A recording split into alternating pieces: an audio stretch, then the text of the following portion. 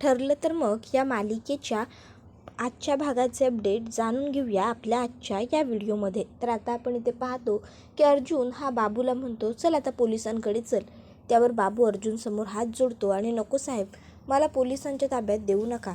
मला शिक्षेची भीती नाही वाटत, पण जर त्या महिपतला कळालं की मी जिवंत आहे तर तो मला जिवंत सोडणार नाही. त्यामुळे मला नका नेऊ पोलिसांकडे, असं सगळं तो म्हणत असतो. अर्जुन म्हणतो, ठीक आहे, नाही घेऊन जात तुला पोलिसांच्या जवळ, पण मला मदत करावी लागेल तुला. त्याबरोबर आता तो म्हणतो, ठीक आहे साहेब, करेन मी तुमची मदत, बोला. त्यावर अर्जुन म्हणतो, मला सांग, 22 वर्षापूर्वी पनवेल हायवेजवळ रविराज किल्लेदारांचा जो अपघात घडवून आणला तो तूच होतास ना? त्यावर बाबू म्हणतो, हो साहेब, मीच तो अपघात घडवून आणला होता. त्यावर अर्जुन म्हणतो, पण का, कशासाठी? त्यावर तो सांगतो की मला ह्याची महिपतने सुपारी दिली होती. त्यावर अर्जुन म्हणतो, महिपतचं रविराज किल्लेदारांबरोबर काय वैर होतं? त्याबरोबर तो म्हणत असतो, साहेब, ते सगळं तर मला नाही माहीत. अहो, या असल्या कामांचे पैसे मिळाले की फार प्रश्न विचारायचे नसतात. मी नाही विचारल्या ह्या सर्व गोष्टी. त्यावर पुढे तो म्हणतो, मला पैसे मिळाले आणि मी त्या दोघांचं काम करायला निघालो. त्यावर सायली म्हणते, दोघांचं? त्यावर महिपत म्हणतो, त्यावर बाबू म्हणतो, हो, दोघांचं. त्या महिपतबरोबर आणखीन एक जेंटलमॅन माणूस होता. त्या दोघांनी मला ही सुपारी दिली होती. मग मी त्या दोघांचं काम करायला तडक निघालो. त्यावर अर्जुन म्हणतो, दोघं? दुसरा माणूस कोण होता, त्याचं नाव काय? आता अर्जुनने दुसरा माणूस कोण होता, त्याचं नाव काय, असं विचारल्याबरोबर बाबू म्हणतो, सॉरी साहेब, अहो पण त्याचं नाव माझ्या लक्षात नाही आहे. म्हणजे माझा संबंध फक्त महिपतजवळ आला होता. मग अर्जुन म्हणतो, मग तो आता जर तुझ्या समोर आला तर तू त्याला ओळखू शकतोस का? त्यावर बाबू म्हणतो, नाही हो साहेब, या घटनेला आता कितीतरी वर्ष होऊन गेली. आता तो माझ्या समोर माणूस आला तरीसुद्धा मी नाही ओळखू शकत त्याला, कारण मला त्याचा चेहरा आठवणार नाही आहे. खरंच मी ते सगळं सोडून आता तुळजापुरात येऊन आईची सेवा करायला लागलो. त्याबरोबर इकडे आता साक्षी म्हणत असते, सचिन, काय रे, तू परत चाललायस आता चेन्नईला? ह्याचा काय अर्थ आहे? त्यावर सचिन म्हणत असतो, सॅम, अगं काम आहे माझं, करावं तर लागणारच ना. त्यावर ती म्हणते, पण मला एक गोष्ट कळत नाही, एवढ्या लोकांच्या फ्लाईट्स कॅन्सल होतात, डिले होतात, पण तुझं कधीच असं होत नाही रे.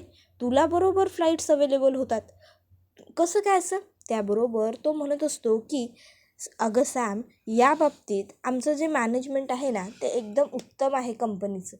त्यावर ती म्हणते, अरे हो, पण तरीही कधीच तुला डिले व्हायला होत नाही, हे कसं शक्य आहे? कधीच तुझी कॅब लेट होत नाही. त्यावर तो म्हणत असतो, अगं, हे पहिल्यापासून माझं काम असंच आहे. बरं, ते सगळं सोड ना, मला ना माझं घड्याळ सापडत नाही आहे. घड्याळ कुठे आहे सॅम? त्यावर लगेच साक्षी म्हणते, आतमध्ये बेडरूममध्ये. त्यावर सचिन बेडरूममध्ये घड्याळ आणायला जातो. इतक्यात त्याचा फोन वाजतो. साक्षी म्हणते, सचिन, तुझा फोन वाजतोय, मे बी ड्रायव्हरचा फोन आहे. त्याबरोबर सचिन येतो आणि फोन उचलतो आणि म्हणतो, हो हो हो हो, लेफ्ट मारून पुढे यायचं, हो हो चालेल, हो, आणि तो फोन कट करतो. त्यावर साक्षी म्हणते, सचिन, तू नक्की चेन्नईलाच जातो आहेस ना? मग कॅब कशाला? त्यावर तो म्हणतो, डार्लिंग, हवी आहे मला, आणि मग तो तिकडनं जातो. त्यावर साक्षी विचार करते की नाही, काहीतरी गडबड तर नक्कीच आहे. जर एअरपोर्टला जायचं आहे तर ड्रायव्हर पत्ता विचारायला फोन नाहीच करू शकत. मग कोण असेल या सचिनला फोन करणारी व्यक्ती? कुठे चालला असेल सचिन? साक्षीला बघायला हवं असं वाटतं आणि ती बघण्यासाठी निघते. तर इकडे सायली म्हणत असते की आपल्याला वाटलं होतं की महिपतचं काहीतरी वैर असेल रविराज काकांबरोबर, पण तसं तर काहीच नाही. हा महिपत तर फक्त एक प्यादा निघाला. आता ह्या सगळ्याच्या मुळाशी कोण आहे हे आपल्याला शोधायला हवं. अर्जुन म्हणतो, हो, त्यासाठी लवकर निघायलाही हवं. सायली म्हणते, मग आता आपण आत्ताच निघूया, तसंही गिरिजाचं लग्न तर पार पडलं. त्यावर अर्जुन म्हणतो, हो, अगदी बरोबर आहे तुझं, चालेल, मग आपण आत्ताच निघू आणि हे सगळं सिनियरच्या पहिलं कानावर घालू. कळायला हवं आपल्याला की हे सगळं नेमकं कोण घडवून आणतं आहे आणि का घडवून आणतं आहे ते. त्यावर सायली म्हणते, ठीक आहे, मग लवकर निघूया आपण. ती दुसरी व्यक्ती कोण आहे हे शोधून काढल्याशिवाय आता आपल्या दोघांच्याही जीवाला चैन येणार नाही. चला निघू आपण मग आता. त्यावर अर्जुन म्हणतो, हो, निघूया, चल. त्यानंतर सायली आणि अर्जुन हे दोघंही जण निघायचं आणि इकडे घरी येऊन रविराज काकांबरोबर सगळं बोलायचं, त्यांना सगळं सांगायचं असं ठरवतात. त्याबरोबर आता इकडे सचिन जो आहे तो निघालेला असतो आणि सचिनची गाडी पुढे चाललेली असते आणि त्याच्या मागोमाग बरोबर आता साक्षी तिची गाडी घेऊन निघालेली असते. सचिनला माहीत नसतं की साक्षी त्याचा मागावर आहे. तर दुसरीकडे महिपतला इकडे या लोकांनी एका गोडाऊनवरती आणलेलं असतं आणि महिपत अजूनही शुद्धीवर आलेला नसतो. तर आता महिपत शुद्धीवर येत नाही आहे ही गोष्ट लक्षात येताच प्रिया म्हणू लागते, बघा अजून तो शुद्धीवर कसा येत नाही आहे, नक्की तुम्ही किती जोरात मारलं होतं त्याला, जीव वगैरे गेला ना जर महिपतचा तर याद राखा या सगळ्याला कारणीभूत फक्त तुम्ही असाल काका, या सगळ्यात मी तुम्हाला अडकवणार, लक्षात ठेवायचं जर महिपतला काही झालं. नागराज म्हणतो, गप प्रिया, उगाचच्या उगाच जास्त बोलू नकोस. आणि हे बघ मी एवढं काहीही केलेलं नाही आहे, मी सहज फक्त हलकी काठी मारली होती बस. त्यावर प्रिया म्हणत असते, सहज हलकी काठी, गप्प बसा, मी बरोबर बघितली होती की तुम्ही किती जोरात काठी मारली होती ते, त्यामुळे माझ्याशी तुम्ही खोटं बोलू नका, समजलं ना तुम्हाला. त्याबरोबर आता लगेचच ती म्हणायला लागते, अहो मग हा उठत का नाही आहे, जर तुम्ही हलकी काठी मारली होती तर याला उठवा ना पहिला. त्याबरोबर मग नागराज महिपतच्या तोंडावर पाणी मारतो आणि महिपतला जागा करतो. त्याबरोबर महिपत हा लगेचच डोळे उघडतो आणि म्हणत असतो, काय नागराज शेठ, काय चिचुंद्रे, तुम्हाला दोघांना तुमचा जीव जास्त झाला आहे का, जीव वर आला आहे का, आपल्याला बांधून ठेवायची हिंमत केली तुम्ही चिचुंद्रे, काय गं आणि नागराज शेठ तुम्ही, अहो तुम्ही एवढ्या वर्षांची दोस्ती तोडली, दोस्ती विसरलात ह्या चिचुंद्रीच्या नादी लागून. नाही ओ नागराज शेठ, चला लवकर सोडा मला इकडनं, या चिचुंद्रीचा नादी लागू नका, सोडा. त्याबरोबर नागराज म्हणत असतो की अरे असा कसा सोडू, तू काय म्हणाला होतास ते विसरलास का, तूच म्हणाला होतास ना की जर पोलिसांना तू सापडलास तर मग तू मला अडकवशील म्हणून. मग त्याबरोबर मग महिपत म्हणत असतो, अच्छा म्हणून तुम्ही मला इथं बांधलं आहे का, अहो पर मी इथनं तुमच्या नाकापुढनं कधी सुटून जाईल ना ते तुमचं तुम्हाला पण कळणार नाही, त्यामुळे उगाचच्या उगाच मला इथं डांबून वगैरे तुम्ही स्वतःचा वेळ वाया घालवताय, त्यापेक्षा सोडून द्या मला, जाऊ द्या, सोडा. त्यावर महिपत त्याला सोडत नसतो, नागराज महिपतला सोडतच नसतो. मग महिपत म्हणतो, ठीक आहे नका सोडू मग तुम्ही मला, काही हरकत नाही, पण चिचुंद्रे मी तुमच्या नाकाखालनं सुटून जाणार आणि तुझे बारीक बारीक तुकडे करून प्राण्यांना खाऊ घालणार आणि नागराज शेठ तुम्हालासुद्धा गिधडांना खाऊ घालणार. तर दुसरीकडे आता साक्षी चाललेली असते सचिनच्या मागे आणि बघता बघता अचानक तिला सचिनची गाडी दिसेनाशी होते. तिला प्रश्न पडतो, अरे मी तर सचिनच्या मागे मागे चालले होते, मग गाडी दिसेनाशी कुठे झाली. तर इकडे अस्मिता जी आहे ती बिचारी विचारात मग्न असते. तिला वाटत असतं सचिन असा कसा वागतो, त्याला माझी अजिबात काळजी वाटत नसेल का, नाही म्हणजे मी प्रेग्नंट आहे हे त्याला माहिती आहे ना, मग तरीही तो मला सोडून कामासाठी कसा काय जाऊ शकतो. कामं महत्त्वाची आहेत मला मान्य आहे, पण इतकी महत्त्वाची, बायकोपेक्षा स्वतःच्या होणाऱ्या बाळापेक्षाही महत्त्वाची असतील का कामं सचिनसाठी. नक्की सचिन कामासाठीच जातो ना, आणि ह्याला फ्लाईट्स इतक्या पटापट अवेलेबल कशा होतात. आता अस्मितासुद्धा याच विचारात मग्न असते. तर दुसरीकडे अर्जुन सायलीला म्हणतो, बायको आपण मम्माला घरी ड्रॉप करू आणि ताबडतोब आपल्या कामासाठी बाहेर पडू. त्यावर सायली म्हणते, हो अगदी बरोबर आहे तुमचं, आईना घरी सोडून आपण ताबडतोब रविराज काकांकडे जाऊ आणि त्यांना सांगू केसमध्ये जी काही नवीन इम्प्रूव्हमेंट आपल्याला मिळाली आहे ती त्यांना आपण सांगायलाच हवी, म्हणजे पुढे काय करता येईल हे फक्त तेच सांगू शकतील. तर आता इकडे अस्मिता या सगळ्याचे विचार करत असताना सचिन त्या ठिकाणी येतो आणि हाय ब्युटिफुल असं म्हणतो. त्यावर यावेळी अस्मिता त्याचं कौतुकाने स्वागत न करता त्याला म्हणते, सचिन आत्ता वेळ मिळाला तुला बायकोसाठी आणि तुझ्या बाळासाठी. त्यावर सचिन म्हणतो, सॉरी ब्युटिफुल. त्यावर अस्मिता म्हणते, नको आहे मला तुझ्याकडचं सॉरी, तुला माहीत होतं ना काल दिवसभर मी एकटीच घरात होते म्हणून. त्यावर सचिन म्हणतो, हो अस्मी, पण काम हे काम. त्याबरोबर दुसरीकडे साक्षी ही गाडीतनं खाली उतरते आणि ती विचार करते की गेला कुठे हा सचिन, माझ्या तर नजरेच्या समोर गाडी चालवत होता ना, मग अचानक माझ्या नजरेसमोरून गायब झाला कुठे. इतक्यात आता तिला दिसतं की मागे सुभेदारांचा बंगला आहे. ती विचार करते, म्हणजे सचिन सुभेदारांच्या बंगल्यात? नाही नाही नाही नाही, अस्मिताला भेटायला तर आला नसेल ना हा? पण मी इथे थांबायला नको. जर मी इथे थांबले आणि मला इथे कोणी बघितलं ना तर खूप मोठा प्रॉब्लेम होईल. मला इकडनं निघायला हवं. इतक्यात तिला अर्जुनची गाडी दिसते. मग ती विचार करते की नाही नाही, आता तर मी इथं थांबायला नकोच. मग ती पटकन तिच्या गाडीमध्ये बसते आणि गाडी तिकडनं घेऊन निघून जाते. आता इतक्यात त्या ठिकाणी अर्जुनची गाडी येते. अर्जुन लगेचच गाडीतल्या बॅगा वगैरे काढू लागतो आणि आता कल्पना आणि सायलीला देतो. त्याबरोबर आता त्या दोघीजणी पुढे चाललेले असतात. तर इकडे आता घरात सचिन आणि अस्मिताचं भांडण होत असतं. सचिन अस्मिताच्या खांद्यावर हात टाकतो आणि अस्मिताला म्हणत असतो, अस्मी सॉरी गं, पण मला कामं असतात ना. त्यावर अस्मिता त्याचा हात झिडकारते आणि म्हणत असते, सचिन प्लीज लांब हो आणि काहीतरी ना कधीतरी वेगळं सांगत जा. आता हे नेहमीच झालं आहे रे, कामं असतात कामं असतात.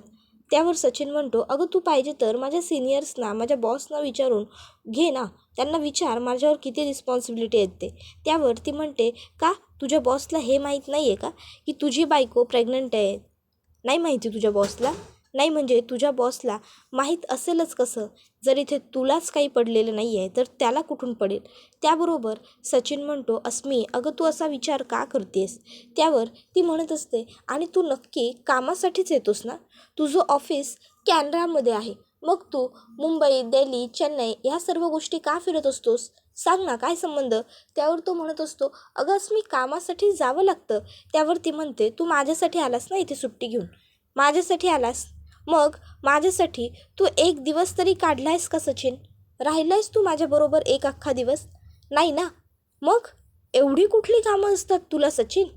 नक्की तू सध्या कामातच अडकलायस ना की तुझं काही वेगळं सुरू आहे? तुला माहिती होतं काल रात्री मी एकटीच आहे घरात, तरी तू मला एक कॉलही केलेला नाही आहेस किंवा मी केलेला कॉल उचललाही नाही आहेस. असं कुठलं काम आहे? त्याबरोबर मग मात्र आता सचिन हा मुद्दामून अस्मितावर ओरडतो आणि अस्मिताला म्हणतो, अस्मी तू काय बोलतेस ते तुला तरी कळतंय का? अगं तू चक्कस डाऊट घेतेस का? तुझा माझ्यावर विश्वास नाही आहे? त्यावर अस्मिता म्हणते, सचिन तुझ्या वागण्यावरून तर मला हे वागावंच लागतं आहे. आणि काय सुरू काय रे तुझं? हां, सतत सतत काम सतत काम. इतर लोकांना कामं नसतात का? फक्त तुलाच आहेत का कामं? त्यावर सचिन म्हणतो, अस्मी जर मी इंडियात आहे तर मला जायला सांगितलं दिल्लीला, जायला सांगितलं चेन्नईला किंवा मुंबईला, तर मी काय माझ्या बॉसला नाही म्हणू? त्यावर अस्मी म्हणते, अरे पण तू बायकोसाठी सुट्टी घेऊन आलायस ना? त्यावर सचिन म्हणत असतो, तुला चांगलं माहिती आहे की माझी कामं ही USRSमध्ये होतात. मग अर्थात मला त्यावेळी त्या कामांना नाही म्हणता येत नाही. मला कामं करावीच लागतात. हे का कळत नाही तुला? त्यावर ती म्हणत असते, सचिन तू इथे आल्यापासून फक्त काम काम करतोयस. तुला माझ्यासाठी काही वेळ आहे का नाही? आता सचिनचा सुद्धा पुन्हा आवाज वाढतो. इतक्यात त्या ठिकाणी कल्पना, सायली आणि अर्जुन येतात. अर्जुन आता सचिनला हाक मारतो, सचिन. त्याबरोबर सचिन तिकडनं निघून बाहेर जातो. मग अर्जुन सायलीला खुणावतो की तू अस्मिता ताईकडे बघ, मी सचिनला बघतो. सायली होकार देते आणि आतमध्ये येते. आताच कल्पना आणि सायली अस्मिताला विचारतात, अस्मिता तुझं काही भांडण झालं का सचिनबरोबर? त्यावर सायली म्हणते, अस्मिता ताई बोला ना. त्यावर अस्मिता म्हणते, काही नाही, वेळ न देण्यावरून नवरा बायकोंमध्ये ज्या छोट्या मोठ्या कुरबुरी होतात तेवढंच. त्यावर मग कल्पना म्हणते, अस्मिता अगं पण. त्यावर लगेचच आता इकडे सायली म्हणत असते, आई अहो असू द्या, नवरा बायको म्हटले की या छोट्या मोठ्या कुरबुरी व्हायच्याच, असू द्या. त्याबरोबर अस्मिता रूममध्ये निघून गेलेली असते. मग सायली तिच्यासाठी कोकम सरबत घेऊन येते आणि म्हणत असते, अस्मिताताई हे घ्या, सरबत पिऊन घ्या, म्हणजे तुम्हाला जरा बरं वाटेल. आणि तुमचा चेहरा मी मगाशी आले तेव्हा थकल्यासारखा वाटला ना, म्हणून तुमच्यासाठी सरबत घेऊन आले. त्यावर मग अस्मिता म्हणते, काय गं, प्रवास करून तुम्ही आलात आणि चेहरा थकल्यासारखा माझा वाटतोय? त्यावर सायली म्हणते, अस्मिताताई असू द्या हो. मग अस्मिता म्हणते, बरं ते सगळं जाऊ दे, लग्न कसं झालं? त्यावर सायली म्हणते, अगदी उत्तम, फर्स्ट क्लास. बरं ते सगळं तुम्ही सोडा आणि तुम्ही मला सांगा की तुम्ही इथे काय काय केलं? नाही म्हणजे इथे सचिन भाऊजी आणि तुम्ही दोघंच होतात ना फक्त राजाराणी?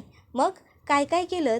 गमती जमती काही केल्यात का नाही? त्याबरोबर मग अस्मिता सांगू लागते की काहीही केलेलं नाही आहे आम्ही, कारण सचिन इथे नव्हताच. सचिन निघून गेला त्याच्या कामासाठी. मी फोन केले तर त्याने तेही नाही उचलले. त्यावर सायली म्हणते, काय अहो म्हणजे तुम्ही घरी एकट्याच होतात? अहो अस्मिताताई, मग तुम्ही आम्हाला फोन का नाही केलात? आम्ही निघून आलो असतो ना. तुम्हाला घरी एकट्या राहायची काय गरज होती? त्याबरोबर आता लगेचच अस्मिता म्हणते, तेच तर, तुम्ही निघून आला असतात ही गोष्ट मला माहीत होती, म्हणूनच मी तुम्हाला कॉल नाही केला. पण ज्याची जबाबदारी आहे त्याला कळायला नको का? त्याने थांबायला नको का? हां, त्याला प्रत्येक वेळी काम काम काम, एवढं कसलं का सायली काम? मला ना कधी कधी डाऊट येतो की सचिनचं ना काहीतरी वेगळं सुरू आहे. त्यावर सायली म्हणते, काय?